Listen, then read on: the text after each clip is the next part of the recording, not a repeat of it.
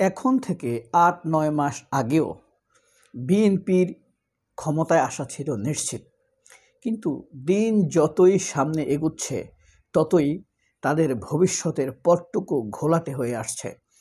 তাদের মাঠ পর্যায়ের নেতাকর্মীদের কর্মকাণ্ড, কেন্দ্রীয় নেতৃবৃন্দের সিদ্ধান্তহীনতা, নিজেদের পালসের সাথে না যাওয়া, মানুষের ভালোবাসার সাথে প্রতারণা করা, মানুষকে গণ্য না করা, তারেক রহমানের দেশে ফেরার ব্যাপারে কোনো রকম স্পষ্ট বা ক্লিয়ার তথ্য না দেওয়া, আগের কথাগুলো, প্রতিশ্রুতিগুলো মিথ্যা বা ভুল প্রমাণ হওয়ার কারণে সেটার জন্য ব্যাখ্যা না চাওয়া, ক্ষমা না চাওয়া, কেন আসেননি অন্তত দলীয় কর্মীদের ব্যাখ্যা না নেওয়া, সব কিছু মিলিয়েই যারা দোদুল্যমান বা ভাসমান ভোটার সমর্থক, তাদের মন থেকে ক্রমেই বিএনপি ফ্যাকাশে হয়ে যাচ্ছে। শুধু তাই নয়, ইতিমধ্যে বিএনপির ডাকে তাদের জোটটা, বিএনপি জোট, অকেজ হয়ে যাচ্ছে, ক্রমান্বয়ে নিষ্ক্রিয়তা দেখা দিচ্ছে।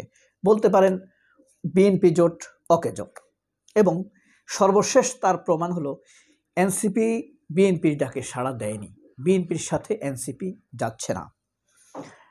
বিএনপির মিত্ররা এখন উল্টো যোগাযোগ করছে জামায়াতের সাথে, এবং বলতে পারেন জামায়াতই বিএনপির জোটকে অকেজো করে দিয়েছে।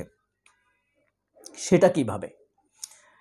জামায়াত কোনো রকম ক্লু করেছে, পিন্স করেছে, এরকম কোনো ঘটনা নেই, বা অপরাজনীতি নয়। এখানে আস্থা ও ভরসা, রাজনৈতিক আস্থা, ভরসা এবং বিশ্বস্ততার প্রতীক হিসাবে বিএনপির রাজনৈতিক জোটের লোকগুলো জামায়াতের দিকে ঝুঁকছে। খুবই স্পষ্ট, আপনারা খুব ভালো করে জানেন। এই যে চরমোনাই খুবই বিশ্বস্ত বন্ধু ছিল আওয়ামী লীগের, এটা ওবায়দুল কাদেরের মুখে শোনা। আর আমরা দেখেছি আওয়ামী লীগও চরমোনাইকে যথেষ্ট রকম শেল্টার দিয়েছে। গত 17 বছরে চরমোনাইয়ের কোনো লোক 3 দিনের জন্য অ্যারেস্ট হয়নি। তবে আওয়ামী লীগ চরমোনাইয়ের second in command Faizul Haque হুজুরের গায়ে হাত তুলে ভয়ঙ্কর রকম এক অপরাধ করেছে। বলা যায় এটি আওয়ামী লীগের পতনকে একরকম ত্বরান্বিত করেছে। এখন এই যে বিএনপির ডাকে সাড়া দিল না এনসিপি, মিত্ররা দলে দলে জামায়াতের দিকে ঝুঁকছে, এটা হলো নির্ভরতা। বিএনপি ছেড়ে আওয়ামী লীগের দিকে চলে এসেছে এমনটি নয়। যা বলছিলাম, এই যে চরমোনাইয়ের সাথে আওয়ামী লীগের এত মধুর প্রতিম সম্পর্ক, তাহলে সেকেন্ড পজিশন হিসেবে বা সেকেন্ড স্বৈরশাসক হিসাবে, পরবর্তী স্বৈরশাসক হিসাবে চরমোনাই তো বিএনপির প্রতি ভরসা রাখার কথা, বিএনপির জোটের সাথে যাওয়ার কথা। 1 নম্বর, চরমোনাই কিন্তু বিএনপির দিকে যায় নাই।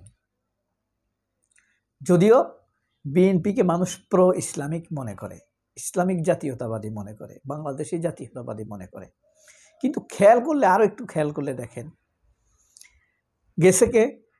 হেফাজত।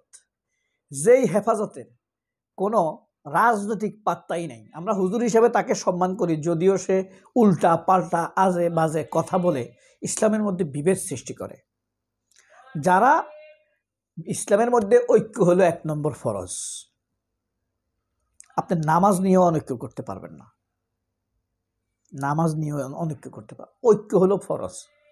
আল্লাহকে মানবেন, কালেমা স্বীকার করবেন, আল্লাহকে মানবেন, অন্তরে ধারণ করবেন, মুখে মানবেন এবং তা বাস্তবায়নের চেষ্টা করবেন। এরপরে যেটা বাস্তবায়ন হবে ঐক্যের মাধ্যমে।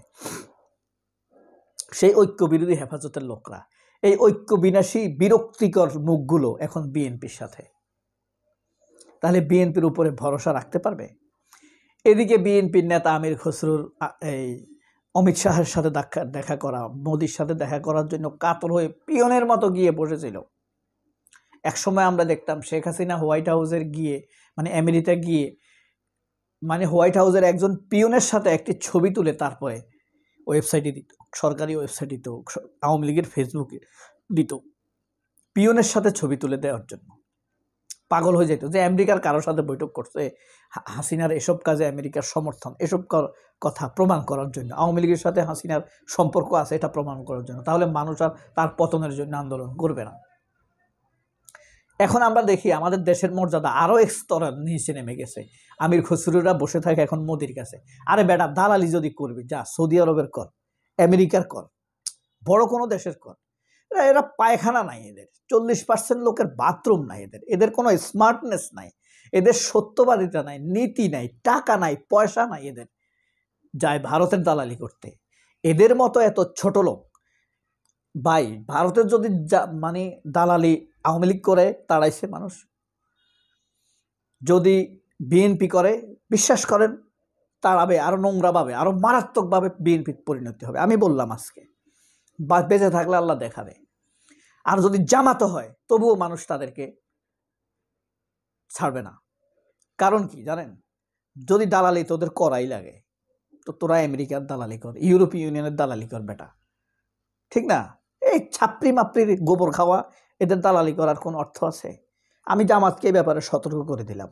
ওই যে একটা আছে না ফাজিল, আমি তাকে অন্য খারাপ ভাষায় কথা বলি, এখন বিরতি বললাম না, তাহের, ওর দালালি ফালালি ওর যদি টের পাওয়া যায় তাহলে কোমরে গামছা বেঁধে নামা হবে তার ব্যাপারে। সে যদি আর কোনো ফাইজলামি করে, তার কোনো ক্যারিশমা নাই। এই আবদুল্লাহ মোহাম্মদ তাহেরের কোনো ক্যারিশমা নাই। হে গরম গরম দুই একটা কথা বলে নিজেকে দাম বাড়ায়, আসলে তার কোনো ভ্যালু নেই। সে বেজাল্লা লোক, সে 83-তে ভেজাল করছে, সে এর পরেও ভেজাল করছে। হ্যাঁ, সে মনে মনে ভাবে কি, অনেকটা বিএনপি মেন্টালিটি টাইপের কিছুটা। সে মনে মনে ভাবে সে জামাত করতেছে, জামাত তার কাছে ঋণী হওয়া উচিত। তার মতো লোক জামাত করতেছে, এই কারণে জামাত তার কাছে ঋণী হওয়া দরকার। যাই হোক, তার ব্যাপারে বলতে পারছি না। এই যে দেখেন নুরুল ইসলাম নুরুল হক নূর, এই গণ অধিকারের, তাকে এখন তৎপর দেখা যাচ্ছে। তাল বিএনপির জন্য এখন কথা বলতেছে কে? আমতারেক। সরি, চেনার জন্য বলছি আমতারেক, আমি বর্ণবাদী পছন্দ করি না। এই আমতারেক, হ্যাঁ, সে বলতেছে এখন বিএনপির পক্ষে কথা। বিএনপির পক্ষে কথা বলতেছে মহিবুল্লাহ বাবুনগরে, যাদের এই মুখগুলো এখন বিরক্তিকর মুখে পরিণত হয়েছে না। এরপরে দেখেন বিএনপির ভিতরে তুমুল বিদ্রোহী প্রার্থী। আপনার 300 আসনে 3000 বিদ্রোহী প্রার্থী আছে, প্রত্যেকটা আসনে 10 জন করে বিদ্রোহী প্রার্থী আছে।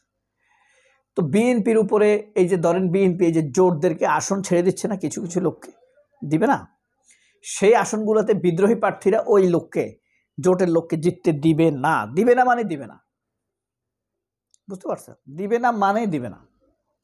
তাহলে বিএনপির উপরে এই কারণে মিত্ররা সরে যাচ্ছে। নুরুল হক নূর কিছুটা সরে গেছে, মঞ্জু সরে গেছে এবি পার্টির, ঠিক আছে। মহিবুল্লাহ বাবুনগরী থেকেও বিল নাই, এনসিপি মুখ ফিরিয়ে নিছে, ঠিক আছে। এনসিপি যদি বিএনপির লগে যায়, এনসিপি আত্মহত্যা। এটা জাদু মিয়া বিএনপির লগে গেছে, জাগো পার্টির। এরপরে মাওলানা বাসারির ন্যাপ, ন্যাশনাল আওয়ামী পার্টি ন্যাপ, বিএনপির সাথে গেছে 79 সালে, বিলীন হয়ে গেছে। হ্যাঁ, ন্যাপ এখনও টিকে আছে, হ্যাঁ, মানে 20-30 জন লোক তাদের। তো এই যে বিএনপি সঙ্গহীন হচ্ছে, বন্ধুহীন হচ্ছে, রাজনীতিতে কি ইঙ্গিত দিচ্ছে এইসব? জামায়াত কি আপনারা এতই উড়ে দিবেন? এতই হালকা জামাত ইসলাম? যদি এতই হালকা হতো তাহলে জামায়াত ইসলাম নিয়ে এত আলোচনা হইতো না ভাই, ঠিক আছে। কাঁসারি যত উন্নত হয়, কাঁস চিনেন? কাঁসারির প্লেট, কাঁসের প্লেট যত উন্নত হবে, শব্দ তত নিখুঁত হবে, তত দূরে যাবে, ঠিক আছে। জামায়াত এখন সাউন্ড দিতে পারে, গুরুত্ব না থাকলে ভাই এত আলোচনা আপনিও করতেন না, করতেন? জামাতের এখন গুরুত্ব আছে। সবাই, আল্লাহ সবাইকে অনেক ভালো রাখুক। আল্লাহ হাফেজ।